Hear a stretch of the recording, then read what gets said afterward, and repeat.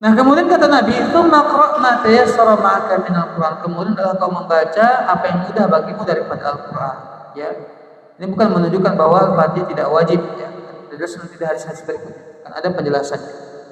Tsumma hatta tatma'inna raki'an. Adalah kemudian kau ruku sehingga kau ya sempurna atau tumakninah dalam ruku.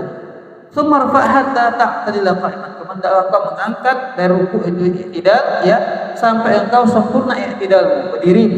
Tsumma sujud hatta tatma'inna sajidan. Kemudian engkau sujud sampai engkau tumakninah ya dalam sujud. Tsumma rfa' hatta tatma'inna jalisan. Kemudian engkau duduk dari sujudmu sampai engkau tumakninah dalam duduk. Tsumma sujud hatta tatma'inna sajid. Kemudian sujud kembali ya yang untuk kedua kali sampai engkau sempurna dan tumakninah dalam sujud. Tsumma fa'al dzalika fi sholatika kulliha. Kemudian dalam engkau melakukan seperti itu di setiap salat seluruhnya. Ikhwan wa akhwat, ini hadisnya umum tentang tata cara salat. Nabi hanya menjelaskan tentang poin besar ya, tentang rukun salat ataupun bagaimana cara pelaksanaannya. Nah, di sini yang paling penting adalah hatta taqma'inna, sehingga engkau tumakninah. Ini yang paling penting. Ya. Artinya dalam setiap gerakan sholat kita harus ada tumakninahnya. Harus ada tumakninah. Kadang kita merasa heran dengan orang yang sholat yang mohon maaf seperti patok ayam. Makanya sebenarnya kalau kita teliti hadis Nabi tentang orang yang masuk ke masjid, sholat dia, habis sholat dia ucapkan salam kepada Nabi, kata Nabi apa? Irji' fa sholli fa innaka lam tusalli. Balik lagi engkau sholat, ulangi sholat, engkau belum sholat kata. Sampai 3 kali. Nabi suruh dia untuk mengulangi sholat sampai dia merasa bosan atau merasa capek, gak tahu bagaimana yang benar, dia tanya kepada Nabi. Baru Nabi menjelaskan. Nah, para ulama menjelaskan masalah orang dalam sholatnya adalah dia tidak tumakninah, cepat-cepat dalam sholatnya, tak sempurna ruku'nya, tak sempurna sujudnya, ya langsung dia bangkit dari sujudnya. Ini yang menjadi masalah dalam sholat, sehingga Nabi menyuruh dia untuk mengulangi kembali sholat itu. Ikhwani wa akhwati, untuk apa kita cepat-cepat dalam sholat kita? Apa yang kita kejar?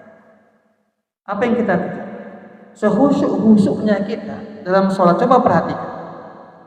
Yang sering kita baca ketika sholat ialah Al-Fatihah, Qul ya ayyuhal kafirun, atau wal asri, atau wadduha. Ya, berapa lama kita sholat? Tak sampai 20 menit dalam sholat. Keseringan mungkin ikhwah sekalian bahkan 5 menit. Ya, kita baru selesai 2 rakaat atau 10 menit kita baru selesai sholat kita. Menunjukkan apa? Bahwa sebenarnya kita sholat sebentar. Tapi kenapa bawaan kita mau cepat aja? Kenapa ikhwah sekalian? Begitulah setan. Dia akan selalu merusak sholat seorang hamba. Tinggal kita lagi. Kalau kita menyadari ini merupakan dorongan daripada setan yang selalu mengajak untuk tergesa-gesa, mau cepat selesai. Padahal nggak tahu apa yang dikejar. Padahal habis sholat apa yang kita kerjakan? Buka HP kita, ya kan? Buka Facebook, baca status orang. Itu bahkan sampai 20 menit kita di situ. Padahal ketika sholat berapa lama tadi? Cuma 5 menit. Berarti apa yang kita kejar sebenarnya? Maka ikhwani wa akhwati, kalau hal luar biasanya dahulu para ulama ketika sholat. Makanya Nabi sampai mengatakan, ya Bilal arihna bis sholat. Wahai Bilal, buat kami istirahat dan tenang dengan mengerjakan sholat. Istirahatnya para sahabat, istirahatnya Rasulullah SAW dengan cara sholat. Kalau kita capek bekerja, biasanya ngapain? Tidur, ya, mager, malas gerak, berbaring, itu kita. Nabi dan para sahabat tidak jamak. Ketika mereka bekerja waktu kosong, apa yang mereka? Istirahat mereka adalah sholat. Ya, dan mereka kalau sholat seperti Abdullah bin Zubair, kalau sudah tegak dia sholat itu seperti sebatang kayu di gurun pasir, tak bergerak sedikit, sampai-sampai burung bertengger di situ. Bertengger dikira apa? Itu kayu. Kalau kita coba perhatikan, ada aja yang kita pegang, nggak tahu, ya. Apa yang kita pegang? Jenggot lah, mungkin lagi ini. Pas luar sholat apa yang kita tegakkan? Kita pas luar sholat biasa aja. Pas luar sholat, ya. Tapi kenapa di dalam sholat kita lakukan? Yang menunjukkan apa ya kawan sekalian? Menunjukkan bahwa iman kita ternyata masih lemah ya kawan. Ya, kita butuh untuk memperbaiki. Maka di awal memperbaiki sholat kita dengan cara yang khusyuk. Bahwa kita menghadap Rabbul Alamin, Allah Subhanahu wa Ta'ala. Terkadang kita banyak mintanya kepada Allah, tapi kelakuan kita di hadapan Allah tidak bagus. Kepada manusia kita sopan. Datang kalau mau jumpa pejabat pakai baju paling bagus. Ada acara undangan baju paling bagus. Pas sholat sopan camping. Ya. Entah mana di belakang, entah mana di depan. Kalian sholat. Menunjukkan bahwa kita tidak memperhatikan hubungan kita dengan Allah Subhanahu wa Ta'ala. Baru ketika ditimpa musibah, ya Allah begini, ya Allah begini, ya Allah. Padahal kita sendiri yang tidak pernah memperbaiki hubungan kita dengan Allah Subhanahu wa Ta'ala. Bukankah Nabi mengatakan ta'arraf 'ala Allahi farraha ya'rifka fi syiddah. Kenali Allah, dekat dengan Allah ketika kita masih lapar. Ya. Maka Allah akan mengenalimu ketika engkau susah. Ikhwani wa akhwati, siapapun di antara kita mau kalau punya masalah segera tuntas, enggak lama-lama itu masalah. Cepat dapat jalan keluar, Allah beri kemudahan. Maka ketika kita senang, mudah hari ini, enggak ada masalah, perbaiki hubungan kita dengan Allah Subhanahu wa Ta'ala. Di awal dengan cara mengerjakan sholat kita. Maka Allah mengingatkan kepada kita, ya bani Adam, khudhu zinatakum anda kulli masjid. Wahai anak Adam, ambillah perhiasan kalian ketika kalian tidak ke masjid. Mana zina perhiasan ini adalah pakaian yang baik dan bagus. Gunakan minyak wangi dan semisal. Maka ini ikhwani wa akhwati rahimani wa rahmatullah. Baik. Masyaallah muslimin wal muslimat rahimani wa rahmatullah. Tadi hadis riwayat daripada ulama-ulama hadis yang 7, lafaz daripada Imam Al-Bukhari. Dalam riwayat Ibnu Majah dengan sanad Imam Muslim, ya, Nabi bersabda hatta tatma'inna qa'iman, sampai engkau sempurna atau tumanina dalam berdiri. Dalam riwayat lafaz Imam Ahmad faqim salbaka hatta tarji'al izam, maka dalam kau tegakkan tulang punggungmu sampai kembali seperti semula tulang-tulang.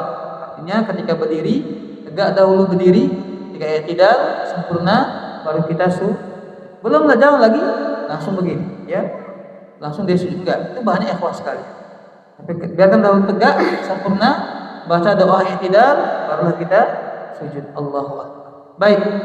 Dan melihat Imam Nasai bahwa Nabi Shallallahu Alaihi Wasallam bersabda, innaha lan tatimma salatu ahadikum hatta yusbighal wudu'a kama amarahu Allah Ta'ala, thumma yukabbiru Allah Ta'ala wa yahmadu wa yusni alaihi. Sungguhnya tidak akan sempurna salah seorang di antara kalian sampai dia menyempurnakan wudunya. Ini hadis menegaskan kesempurnaan salat kita diawali dengan kesempurnaan wudu kita. Maka jangan sembarangan dalam wudu. Jangan asal-asalan. Sebagaimana Allah Subhanahu wa Ta'ala perintahkan. Kemudian dalam dia bertakbir, dia mengucapkan Allahu Akbar, kemudian memujinya dan menyanjung Allah Subhanahu wa Ta'ala. Kemudian wa fiha dan riwayat yang lain, fa in kana ma'aka Qur'an faqra, apabila engkau memiliki sesuatu yang kau hafal daripada Al-Qur'an, maka bacalah. Wa illa fahmadillah wa kabbirhu wa halil. Kalau enggak ada yang kau hafal, maka hendaklah engkau memuji Allah dan bertakbir dan mengucapkan la ilaha. Ini berlaku ikhwah kepada orang yang baru masuk Islam atau orang yang baru belajar salat, belum hafal Al-Fatihah. Apa yang dia baca? Ini. Subhanallah walhamdulillah wala ilaha illallah wallahu akbar. Dia perbanyak. Ini selalu dia baca. Ini berlaku bagi orang yang tidak bisa menghafal Al-Quran atau enggak punya hafalan ketika dia baru masuk Islam atau dia baru bertobat, hafal sama sekali. Maka di awal ketika dia sholat sampai belajar juga mengucapkan subhanallah walhamdulillah wala ilaha illallah wallahu akbar. Dia perbanyak ketika berdiri, ketika rukuk, ketika sujud misalnya. Baik. Ikhwani wa akhwati rahimani wa rahmakumullah. Dan riwayat Abu Daud, Nabi sallallahu alaihi wasallam bersabda, "Tsumma qra bi ummil Qur'an wa bima sya'allah, tsumma bima syi'ta." Kemudian hendaklah kau membaca Al-Fatihah, Al-Quran, Al-Fatihah, dan dengan apa yang Allah kehendaki dan sesuai dengan yang kau mampu untuk bisa membacanya. Ya ikhwani wa akhwati rahimani wa rahmatullah. Kita baca hadis berikutnya, salah satu poin penting juga ya, kita akan jelas nanti insyaallah pada pertemuan berikutnya secara rinci. Dari Abu Humaid As-Sa'idi radhiyallahu ta'ala anhu, beliau berkata, "Ra'aitu Rasulullah sallallahu alaihi wasallam idza kabbara waja'ala yadayhi adwa mankibaihi." Aku melihat Nabi sallallahu alaihi wasallam apabila beliau bertakbir, maka beliau menjadikan kedua tangannya sejajar dengan kedua bahunya. Ya. Ada 3 riwayat ikhwah sekalian. Kita bacakan nanti insyaallah pada pertemuan berikutnya. Ya. Ada 3 riwayat. Yang pertama menyatakan di sini hadis yang kita baca riwayat Imam Bukhari bahwa sejajar dengan bahu. Ya, tentunya ikhwan memperkirakan ya. Yang pula kita siapkan di sini kayu. Ya, supaya salat enggak. Dia memperkirakan ya, sejajar dengan bahu. Riwayat yang lain menyebut sejajar dengan daun telinga bagian bawah. Ya. Allahu Akbar. Riwayat yang ketiga sejajar dengan telinga bagian atas. Ya. Allahu Akbar.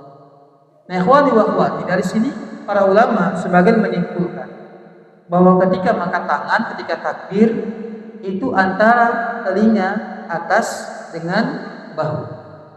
Ya. Artinya apa? Jangan di bawah itu. Mohon maaf sebagai ikhwah, ya, seperti ini, ya. Mungkin karena lebih cepat ya, akhirnya tidak sempurna dia ketika mengangkat tangannya. Seharusnya bagaimana? Dibuka lebar. Ya, bukan malah kayak main apa pula, ya. Ya, tapi dibuka lebar kemudian ya sejajar dengan bahu atau telinga bawah ataupun telinga bagian atas. Ini Syekh Utsaimin menyebutkan dalam kitab beliau. Ikhwah sekalian, ya. Jadi, ikhwani wa akhwati, kata para ulama, ya antara bahu dengan daun telinga bagian atas. Kita perkirakan saja, ya. Allahu Akbar. 3 riwayat. Artinya apa? Jangan di bawah itu, jangan pula di atas. Ya, ini enggak bukan sesuai dengan sunnah Nabi Sallallahu Alaihi Wasallam. Tapi antara itu, ya Allah, ya. Kita bisa memperkirakan ikhwah sekalian. Nah, 3-tiganya ada riwayatnya. Kalau ikhwani wa akhwati ada riwayatnya, maka boleh kita mengamalkan apapun yang kita mau. Bagaimana caranya? Kalau ada riwayat, berarti kalau enggak ada, itu kita tinggalkan. Tidak boleh kita mengamalkannya. Dan tak boleh kita saling menyalahi. Ya, kalau memang selagi ada beberapa riwayat dari Nabi Sallallahu Alaihi Wasallam, sama seperti sholat witir. Nabi pernah mengerjakan 3, 5, 7, itu merupakan variasi dari Nabi Sallallahu Alaihi Wasallam. Itu boleh kita mengamalkannya. Tapi setelah Nabi meninggal dan nggak ada mengajar kepada kita, nggak boleh kita lagi membuat variasi ibadah, nggak bisa. Nah, kita bukan sebagai utusan Allah, bukan.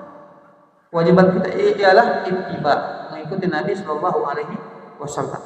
Baikhwani wa akhwati rahimani wa rahmatullah. Wa idza raka'a amkana yadayhi min rukbatayhi. Apabila beliau rukuk, maka beliau ya memegang kuat lututnya. Ya, ikhwah sekalian, jadi ketika satu begini, ya, lutut kita pegang kuat, ya, pegang kuat. Tidak pelan begini atau seperti seakan bahkan sebenarnya sebuah riwayat seakan-akan mau lepas lutut tersebut. Digenggam kuat ya ketika rukuk. Summa hasara dhahrahu fa idza rafa'a ra'sahu istawa. Ya, kemudian hasara dhahrahu, meratakan punggungnya. Insyaallah akan kita bahas di ikhwah sekalian pada kajian berikutnya ya. Kita akan praktekkan. Kemudian ya ketika beliau angkat daripada rukuk yaitu i'tidal, istawa, beliau lurus berdiri ya, hatta ya'uda kullu faqarib makana, sehingga tulang punggungnya ini kembali kepada tempatnya semula. Faedah saja wada'a yadayhi ghairu muftarish wala qabidun. Ketika beliau sujud maka beliau meletakkan tangannya ya tidak renggang, tidak pula begini. Ya enggak begini atau begini atau begini enggak, tapi dirapatkan menghadap ke arah kiblat. Ya, dirapatkan tangannya ketika sujud ya, letakkan di atas lantai. Ya, bukan begini. Kalau sampai begini, yang begini kadang enggak, tapi begini ya. Nah, beda dengan rukuk. Kalau rukuk bagaimana? Dipegang erat lutut kita. Ya, ini contoh dari Nabi Sallallahu Alaihi Wasallam. Wastaqbala bi atrafi asabi'i rijlaihi al-qiblat. Kemudian seluruh kaki beliau dari jemarinya menghadap ke arah Berarti apa? Ketika sujud begini posisi kaki. Kenapa ikhwah sekalian? Ada sebagian begini, tekukannya enggak. Pindahlah tegak di atas lantai, ya, menghadap ke arah kiblat semua jari jemari kakinya. Baik. Wa idza jalasa fi rak'ataini jalasa ala rijlihi al-yusra. Apabila beliau duduk di antara dua rakaat, maka beliau duduknya iftirash. Ya, di sini nanti akan terjadi perbedaan pendapat. Kita akan jelaskan ikhwah sekalian insyaallah ya. Makanya sebagian orang ketika sholatnya 2 rakaat seperti subuh, Jumat, sholat sunnah, akhirnya dengan cara iftirash. Ini hadisnya. Ini dia hadisnya. Ya, karena apa? Setiap 2 rakaat iftirash. Imam Muhammad berpendapat seperti itu. Ikhwani wa akhwati, insyaallah akan kita sambung ya pada ya kajian berikutnya, akan membaca hadis ini juga sambil kita mempraktikkan. Ikhwani wa akhwati, kalau ada yang mau bertanya, silahkan ditanya. Ya, salam.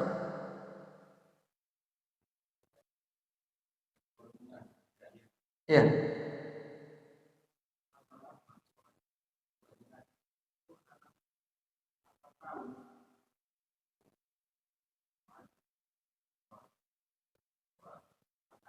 Ya. Allah ya. Lama jangan apa ya Pak ya? Zuhrat gitu ya.